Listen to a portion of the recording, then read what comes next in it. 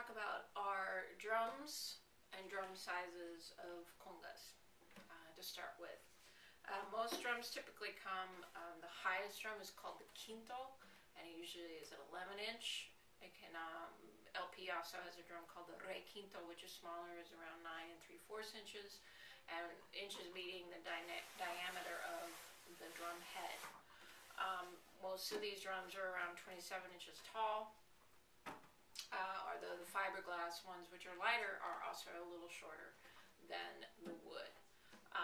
So quinto, again, is about 11 inches. It's the highest drum. The conga drum is a middle drum, and it's usually between 11 3/4 inch. And the lowest drum is called the tumbador, and it's usually around 12 and a half inches in diameter. And LP also makes a super tumba, which is about 14 inches in diameter.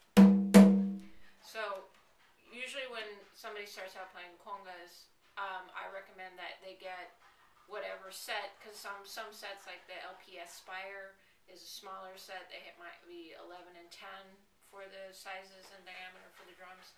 But I always tend to tell students to go for the two lower drums, the tuba and the conga, because that is that's going to be the drums that you use for a lot of the basic rhythms that you might use. A lot of people might tend to want to go toward the quinto because it's the higher pitched drum and it's easier to get sounds on.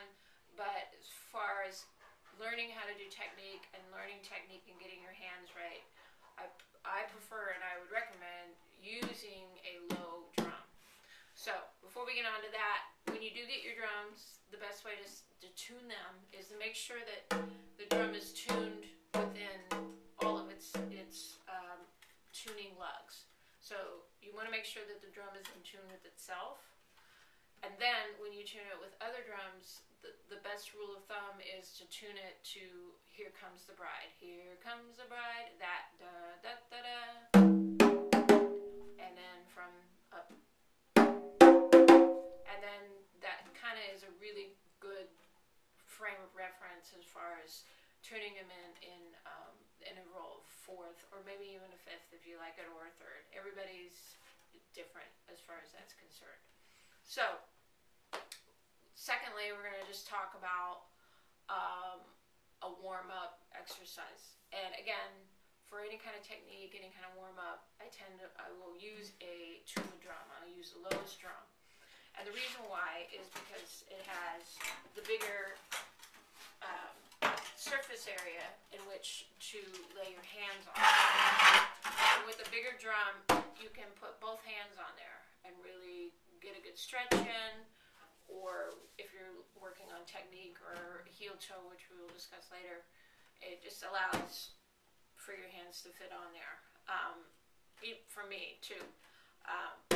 But it's nice because then I can just keep both hands on here. A good stretch that I learned from a Giovanni Hidalgo video is just putting your forearms on the drum and stretching your hands up like this, however many times.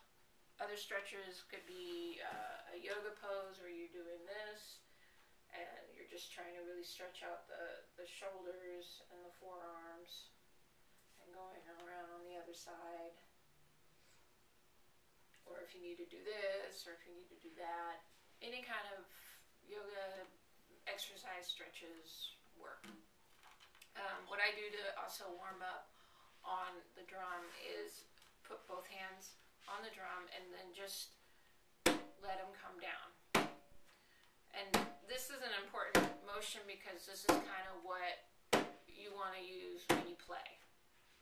And I think of it as a string, like a puppet string, bringing up my arm, and I'm not raising my shoulder per se, I'm just using that puppet string to bring up my wrist, and then letting gravity take over. So it's just this, and then coming down, and very relaxed, and just letting gravity. You have to remember that this drum is made of wood, metal, and skin, and your hand is hitting it. It's not a stick that's taking the bounce or the repercussions of the drums. It is your hand hitting it. So the more force you put into it, the more force is going to come back at you, and the more likely you're going to have an injury. So keep that in mind. You want to be as relaxed as you can, and this is just a nice warm-up that I do just to get my hands warm, to feel the skin of the drum. I try not to let my hand bounce up. I just let it come down the whole hand coming down, which is another reason why it's good to start this with the tuba, so that you can just use, you don't have to move one hand for it to fit, like if you're using it on a quinto or something like that. So again, use a puppet string motion and just relax coming down, and try to not let your hand bounce all over the skin, but just let it come down and stay there. So this concludes the first video on drums to buy, and a little warm-up technique, and what drum to use when you start with your technical exercises.